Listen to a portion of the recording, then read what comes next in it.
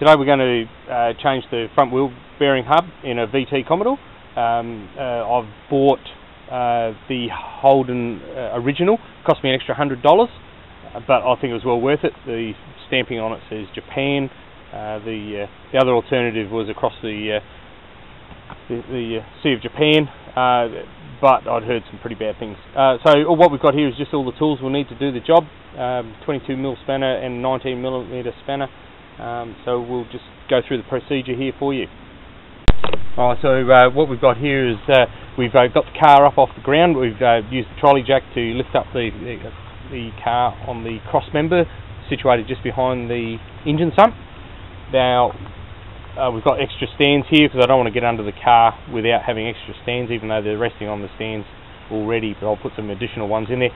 So we'll just go through the process now of taking off the tyre and taking off the brake caliper. Okay.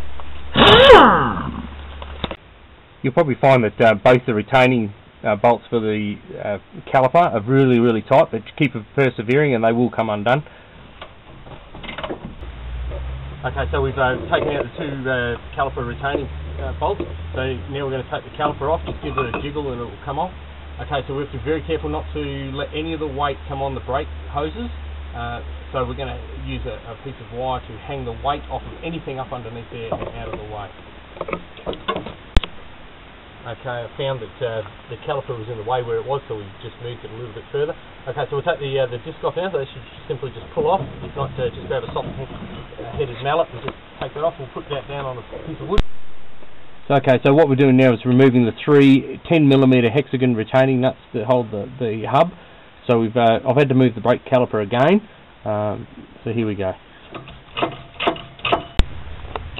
Okay, so what we have to do now is the hub is a press fit. It's a very tight fit around this surface here, so we have to knock it out. So what we're going to do is we're going to get a dolly, we're going to put the grub screws back in, and we're going to tap the grub screws out and pop this out. So it only has to move about 5mm.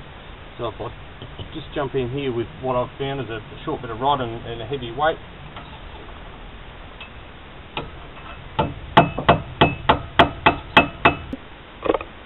So now we've tapped it loose, so it should just pop off. Okay, so we're going to put it back in now. There's a locating pin there. There's the three grub screw retainers and the locating pins are there. We'll simply put that back on there. Installation of the hub is directly in reverse. We have to pay attention to the bolts retaining the hub. We need to apply some thread lock on the bolts before putting them back in. The tension for these bolts is between 100 and 115 Newton meters. When we're putting the brake caliper back onto the steering knuckle assembly, the first stage is 70 to 80 Newton meters. Once we've reached that, it's the first stage. The second stage is to turn both bolts 40 to 50 degrees, and that'll finish the second stage of tightening those bolts.